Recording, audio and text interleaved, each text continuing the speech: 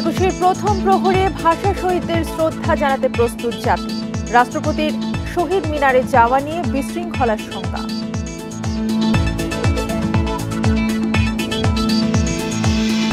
গণতন্ত্রের বিরুদ্ধে এখনও নানা ষড়যন্ত্র হচ্ছে দাবি বিএনপি নেতাদের। ভোটের দাবিতে আবারও রাজপথে নামার হুঁশিয়ারি।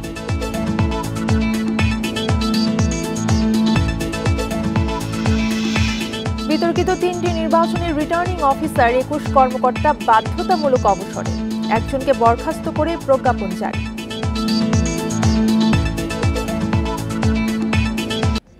স্বাগত সংবাদ সন্ধ্যায়, সঙ্গে আছি তাসনিমে জান্নাত অর্থী। শিরোনাম শুনছিলেন, এবারে পুরো খবর।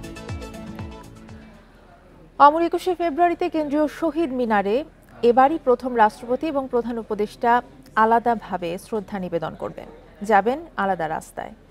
এদিকে রাষ্ট্রপতির ক্যাম্পাসে যাওয়া নিয়ে বিশৃঙ্খলার আশঙ্কা করছে ঢাকা বিশ্ববিদ্যালয় কর্তৃপক্ষ। এদিকে রাত 12:40 পর সর্বসাধারণকে শ্রদ্ধা জানাতে যাওয়ার আহ্বান ডিএমপির।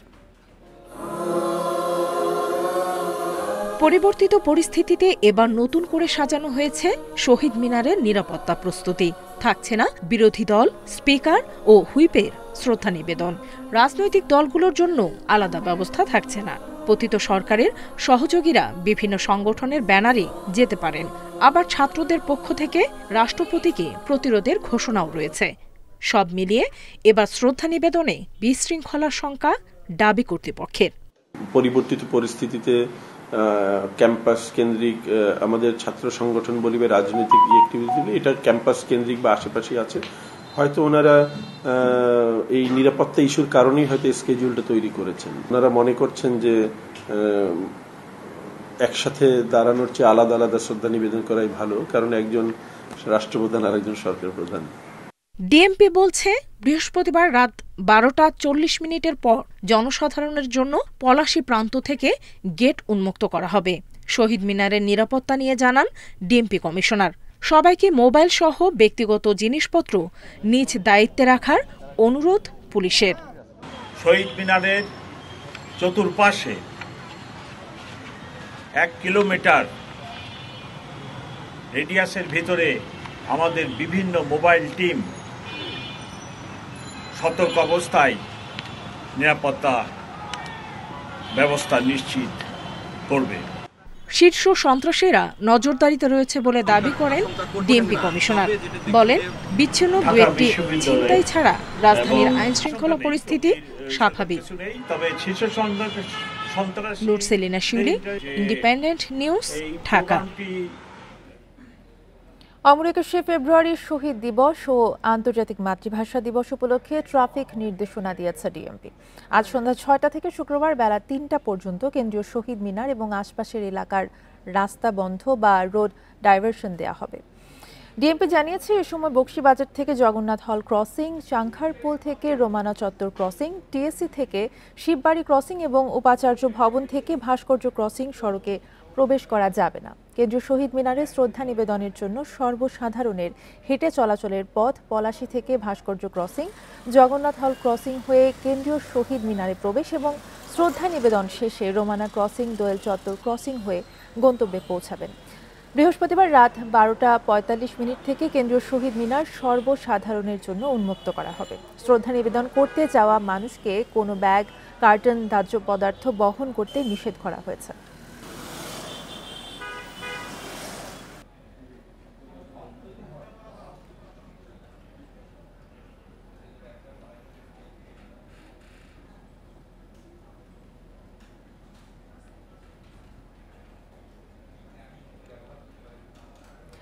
ভাষা শহীদদের প্রতি শ্রদ্ধা জানাতে প্রস্তুত গোটা জাতি। প্রস্তুতি শেষ হয়েছে জাতীয় শহীদ মিনারে। নিরাপত্তার চাদরে ঢেকে দেওয়া হয়েছে পুরো প্রাঙ্গণ। এ বিষয়ে আরও জানাতে সেখান থেকে আমাদের সাথে সরাসরি যুক্ত আছেন সহকর্মী রেজওয়ানুল হক। রেজওয়ান, শেষ মুহূর্তের প্রস্তুতি কেমন দেখছেন এবং সার্বিকভাবে আসলে নিরাপত্তা পরিস্থিতি কেমন লক্ষ্য করছেন? হ্যাঁ, আমি এই মুহূর্তে দাঁড়িয়ে আছি কেন্দ্রীয় শহীদ মিনারে একদম সামনের যে রাস্তাটি আছে সেখানে আমি দাঁড়িয়ে আছি। এখানে এখনো যান চলাচল করছে। অন্যান্য বছর এই জায়গাটিতে যেভাবে যান চলাচল বন্ধ করে দেওয়া হয় সন্ধ্যা 6টার মধ্যে, এবার কিন্তু সেটি রাখা হয়নি। এবার বলা হয়েছে যে পরিস্থিতি বুঝে সেটি 8টা থেকে 9টার মধ্যে যে 60টি রাস্তা আছে শহীদ মিনার, কেন্দ্রীয় শহীদ মিনারকে কেন্দ্র করে এর আশপাশে যে 7টি স্থান আছে সেই 7টি রাস্তা বন্ধ করে দেওয়া হবে। শুধুমাত্র যখন সর্বসাধারণের জন্য খুলে দেওয়া হবে এই শহীদ বেদিতে শ্রদ্ধা নিবেদনের জন্য, তখন চাংখারপুল দিয়ে শহীদ জগন্নাথ হল হয়ে দুঃখিত পলাশী থেকে জগন্নাথ হল হয়ে এখানে ফুল দেওয়া এবং শ্রদ্ধা নিবেদন শেষে দোয়েল চত্বর দিয়ে বেরিয়ে যাওয়ার যে রাস্তাটি আছে সেটি শুধু খুলে দেওয়া হবে।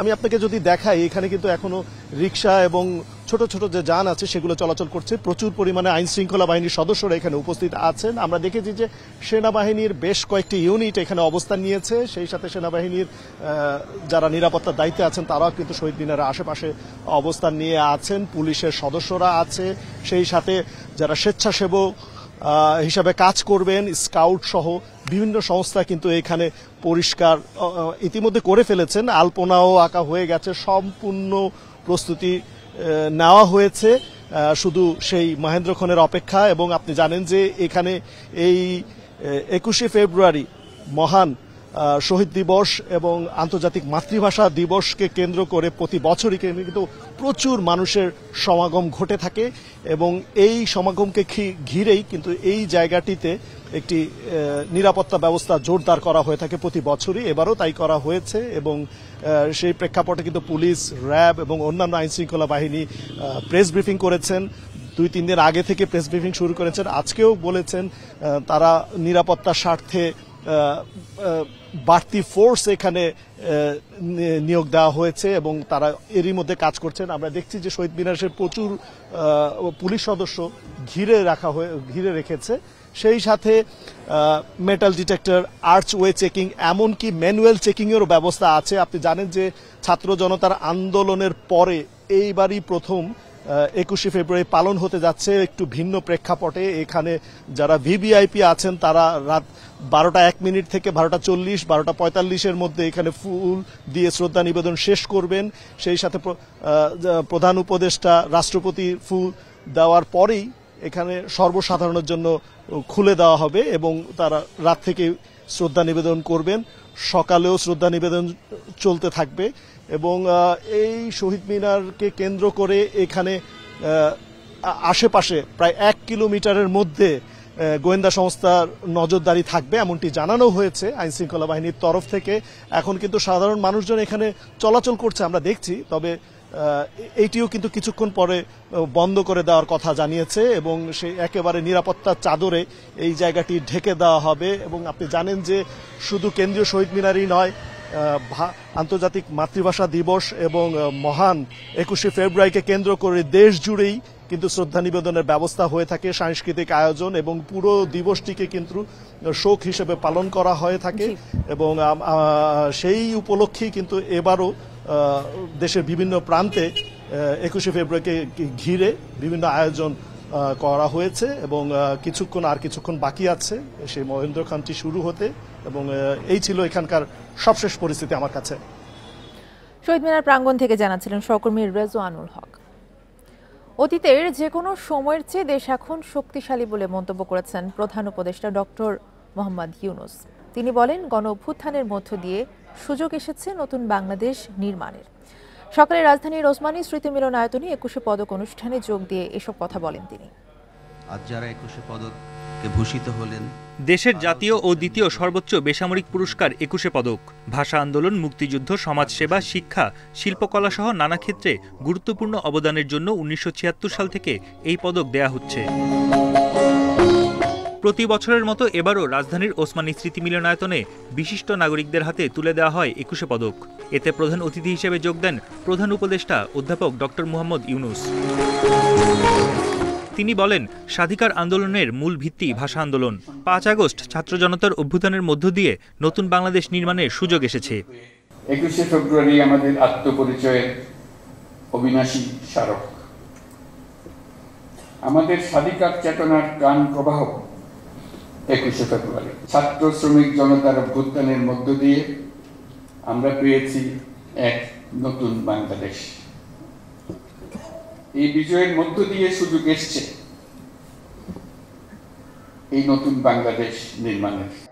অতীতের যে কোনো সময়ের চেয়ে দেশ শক্তিশালী উল্লেখ করে প্রধান উপদেষ্টা বলেন, নতুন বিশ্বের নেতৃত্ব দেবে তরুণ প্রজন্ম। আমরা এখন অতীতের যে কোনো সময়ের চাইতে বেশি শক্তিশালী, উদ্যমী এবং সৃজনশীল। আমাদের তরুণ প্রজন্মের স্বপ্ন অতীতের যে কোনো প্রজন্মের স্বপ্নের চাইতে দুঃসাহসী। তারা যেমন নতুন বাংলাদেশ সৃষ্টি করতে চায়, তেমনি একই আত্মবিশ্বাসে নতুন পৃথিবীর সৃষ্টি করতে চায়। এবছর চলচ্চিত্র, সঙ্গীত, সাংবাদিকতা, শিক্ষা, বিজ্ঞান ও প্রযুক্তি সহ বিভিন্ন ক্যাটাগরিতে 21 পদক পেয়েছেন 18 বিশিষ্টজন। এছাড়া বাংলাদেশ নারী ফুটবল দলকে 21 পদক দেয়া হয়েছে। বন ইবনে কামাল, ইন্ডিপেন্ডেন্ট নিউজ, ঢাকা। গণতন্ত্রের বিরুদ্ধে এখনও নানা ষড়যন্ত্র হচ্ছে বলে দাবি বিএনপি নেতাদের। ভোটের দাবিতে প্রয়োজনে আবারও রাজপথে নামার হুঁশিয়ারি তাদের। 21 ফেব্রুয়ারি উপলক্ষে বৃহস্পতিবার এক আলোচনা সভায় বক্তব্য রাখেন বিএনপি নেতারা। তাদের দাবি, সব ভাষার শহীদের নাম তালিকায় নেই, ক্ষমতায় এলে সঠিক তালিকা করা হবে। 21 ফেব্রুয়ারি শহীদ দিবস ও আন্তর্জাতিক মাতৃভাষা দিবস উপলক্ষে রাজধানীর ইঞ্জিনিয়ার্স ইনস্টিটিউটে এ আলোচনা সভার আয়োজন করে বিএনপি। দলের এ কর্মসূচিতে যোগ দেন ঢাকা মহানগর বিএনপির বিভিন্ন পর্যায়ের নেতাকর্মীরা।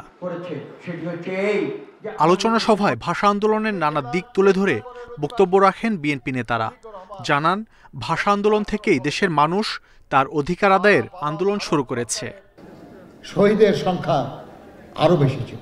যদি আবার বাংলাদেশের রাষ্ট্র পরিচালনার দায়িত্ব শহীদ জিয়ার হাতে গড়া দল বিএনপির হাতে আসে, তাহলে যেন এই বিষয়টি অনুসন্ধান করা হয় এবং আরো যারা শহীদ হয়েছেন সেই সময় তাদের জন্য প্রকৃত মর্যাদাটা প্রদান করা হয়।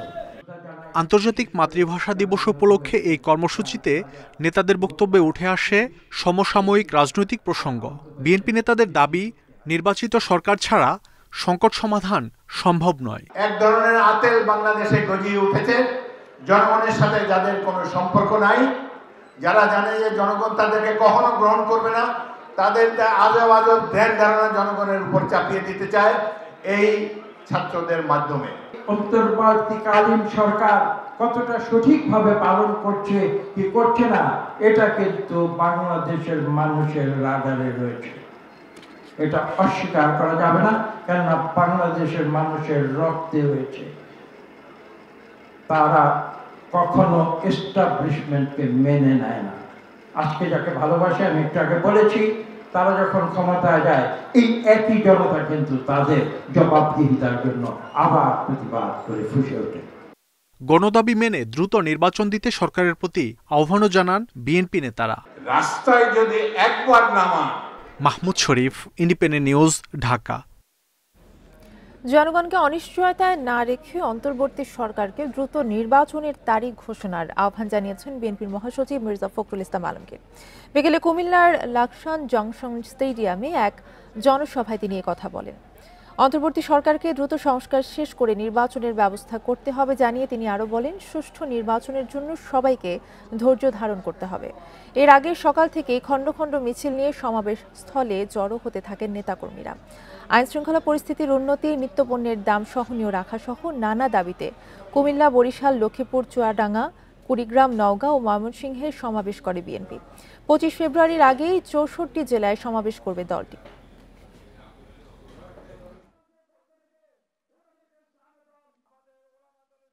এই জায়গা থেকে আমি অনুরোধ করব অন্তর্বর্তীকালীন সরকার প্রধানকে, প্রফেসর ইউনূসকে, যে আমরা জাতিকে অনিশ্চয়তার মধ্যে না রেখে দয়া করে খুব দ্রুত নির্বাচনের তারিখ ঘোষণা করুন। আর অন্যান্য রাজনৈতিক দলের কাছে অনুরোধ করব, এমন কোন কথাবার্তা বলবেন না যাতে জাতির ঐক্য বিনষ্ট হয়। কুয়েটে ছাত্র রাজনীতি ও প্রশাসনকে লাল কার্ড দেখিয়ে বিক্ষোভ করেছে সাধারণ শিক্ষার্থীরা। রাজনীতিমুক্ত ক্যাম্পাস, ভিসি প্রবেশী এবং ছাত্র বিষয়ক পরিচালকের পদত্যাগের দাবি তাদের। এদিকে সংঘর্ষের ঘটনা তদন্ত শুরু করেছে কমিটি। ভিসি বলছেন, পদত্যাগ ছাড়া ছাত্রদের সব দাবি মেনে নেওয়া হয়েছে। কুয়েটে সংঘর্ষের ঘটনায় তৃতীয় দিনে ক্যাম্পাসের দুর্বার বিজয় চত্বরে বিক্ষোভ করেন শিক্ষার্থীরা। এ সময় নানা প্ল্যাকার্ড হাতে স্লোগান দিতে থাকেন তারা। ছাত্র রাজনীতি ও প্রশাসনকে লাল কার্ড দেখায় শিক্ষার্থীরা।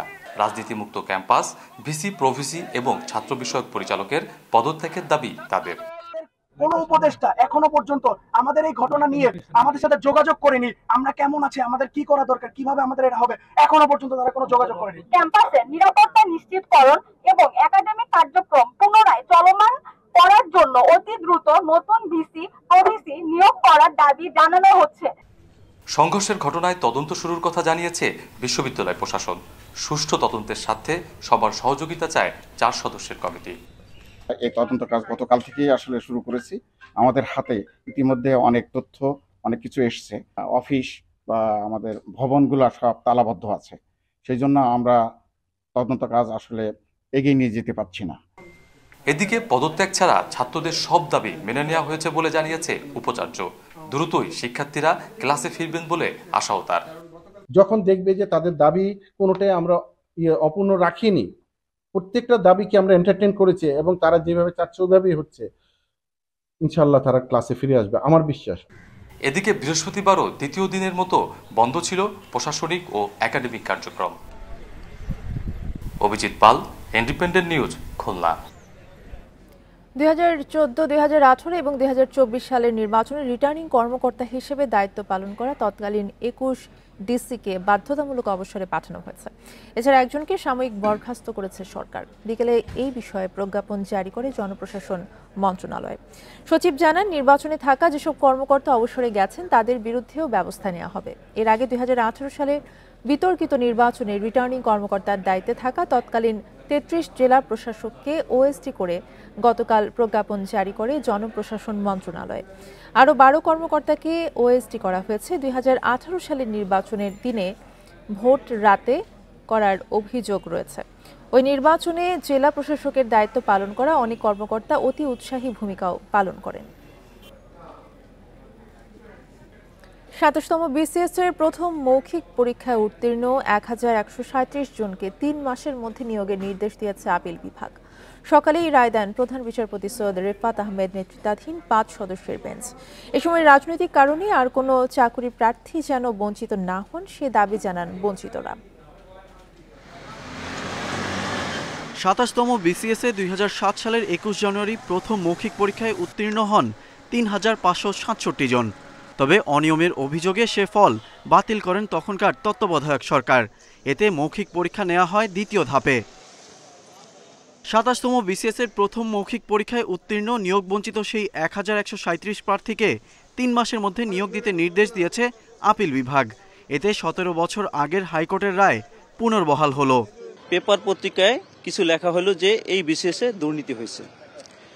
এখন দুর্নীতি নিয়ে কিন্তু কোনো তদন্ত হয় নাই। তারপরে গভর্নমেন্ট এটাকে বাতিল করলো যে এইটা বলে জনমনে আস্থা ফিরিয়ে আনার জন্য। মনে মনে আমাদের আশা ছিল যে আমরা অবশ্যই কোনো না কোনো একদিন আমরা ন্যায় বিচার পাবো।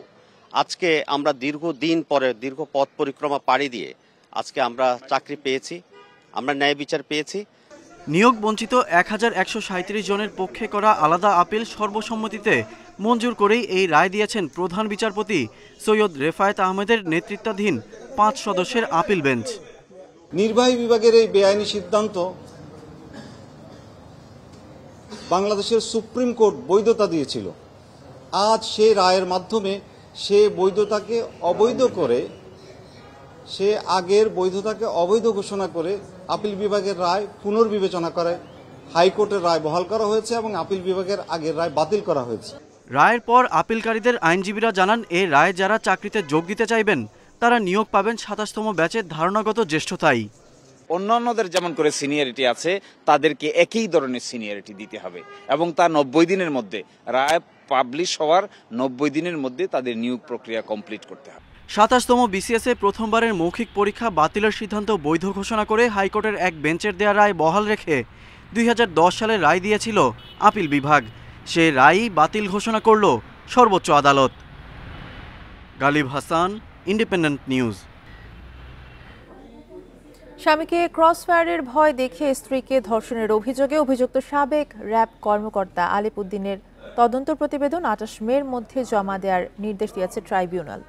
এছাড়া মানবতা বিরোধী অপরাধের সাবেক আইজিপি সহ 8 কর্মকর্তার বিরুদ্ধে তদন্ত প্রতিবেদন জমার সময় বাড়ানো হয়েছে। বৃহস্পতিবার আসামিদের উপস্থিতিতে শুনানি হয়। শেখ হাসিনার আমলে দাপুটে সেনা, র্যাব ও পুলিশ কর্মকর্তা তারা, অথচ মুখ লুকিয়ে মাথা নিচু করে ঢুকছেন আন্তর্জাতিক অপরাধ ট্রাইব্যুনালে। কারো বিরুদ্ধে অভিযোগ জুলাই গণহত্যার, কারো বিরুদ্ধে গুম, খুন, ধর্ষণের। মানবতা বিরোধী অপরাধের মামলায় সাবেক আইজিপি আব্দুল্লাহ আল মামুন ও সাবেক সেনা কর্মকর্তা জিয়াউল হাসান সহ 8 কর্মকর্তাকে রোববার হাজির করা হয় আন্তর্জাতিক অপরাধ ট্রাইব্যুনালে। তাদের বিরুদ্ধে তদন্ত প্রতিবেদন দাখিলে 28 এপ্রিল নতুন দিন ঠিক করা হয়। হেলিকপ্টার থেকে গুলির বিষয়ে রোববার সাবেক আইজিপিকে জিজ্ঞাসাবাদ করবে ট্রাইব্যুনালের তদন্ত সংস্থা। এই বিষয়ে তিনি আগে একটা জবানবন্দি দিয়েছেন। সেই জবানবন্দির সূত্র ধরে আরও অনেক তথ্য যেগুলোর ব্যাখ্যা তার কাছ থেকে আমাদের দরকার। হেলিকপ্টার অপারেশন কার নির্দেশে হয়েছিল, কারা কারা যাত্রী ছিল, কতগুলো ফ্লাইট পরিচালনা করা হয়েছিল, কী ধরনের অস্ত্র পরিবহন করা হয়েছিল। স্বামীকে গুম করে স্ত্রীকে ধর্ষণের অভিযোগে সাবেক র্যাব কর্মকর্তা আলেপ উদ্দিনের বিরুদ্ধে তদন্ত প্রতিবেদন দিতে হবে 28 মের মধ্যে। তাকে 26 ফেব্রুয়ারি জিজ্ঞাসাবাদ করবে ট্রাইব্যুনালের তদন্ত সংস্থা। একজন আসামিকে গুম করে রাখার সময়ে তার স্ত্রীকে, তার বিশ্ববিদ্যালয়ে পড়ুয়া স্ত্রীকে তার স্বামীকে হত্যার ভয় দেখিয়ে তাকে বাধ্য করে একাধিকবার রমজান মাসে রোজা ভাঙিয়ে তাকে ধর্ষণ করা হয়েছে। এই তথ্য প্রমাণাদি আমাদের কাছে এসেছে। আমরা এগুলো ট্রাইব্যুনালকে জানিয়েছি যে এরকম নিষ্ঠুর এবং জঘন্যতম অপরাধী যারা, তাদের ব্যাপারে তদন্ত কার্য পরিচালনা করতে সময় লাগবে। গুমের মামলায় র্যাবের সাবেক অতিরিক্ত পুলিশ সুপার মহিউদ্দিন ফারুকের বিরুদ্ধে তদন্ত শেষে 28 মে শুনানির দিন ঠিক করেছে tribunal. Zahidul Bashar, Independent News, Dhaka. রাজধানীর মালিবাগে বিশ্ববিদ্যালয়ের এক ছাত্রকে ছুরিকাঘাত করে 45,000 টাকা ও একটি মোবাইল ফোন নিয়ে গেছে ছিনতাইকারীরা। আহত Abu Raihan Evan Bangladesh institute of science and technology BISTর কম্পিউটার সায়েন্স বিভাগের প্রথম বর্ষের ছাত্র। দুপুরে আবু রায়হান বিকাশ এজেন্ট থেকে টাকাগুলো তোলার পর তাকে ছুরিকাঘাত করে ছিনতাইকারীরা। পরে আহত অবস্থায় তাকে উদ্ধার করে প্রথমে একটি বেসরকারি হাসপাতালে এবং পরে ঢাকা মেডিকেল কলেজ হাসপাতালে নেওয়া হয়। রায়হান জানান, বিকাশ এজেন্টের কাছ থেকে টাকা নিয়ে বিশ্ববিদ্যালয়ে যাওয়ার সময় তাকে ঘিরে ধরে 4 যুবক। তারপর ধারালো অস্ত্র দিয়ে কুপিয়ে জখম করে তার কাছ থেকে থাকা টাকা এবং মোবাইল ফোন ছিনিয়ে নেয় দুর্বৃত্তরা।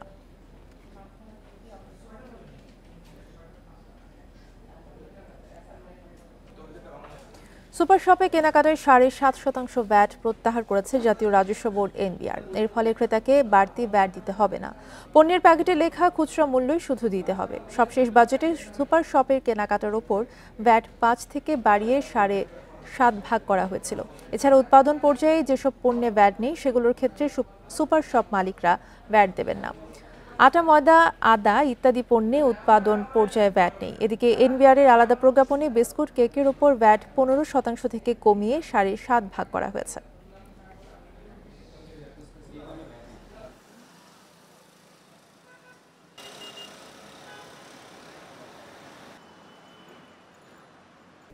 আর এই ছিল এখনকার সংবাদে। ইন্ডিপেন্ডেন্ট টেলিভিশনের সব খবর জানতে চোখ রাখুন ফেসবুক, ইউটিউব এবং এক্সে। ধন্যবাদ।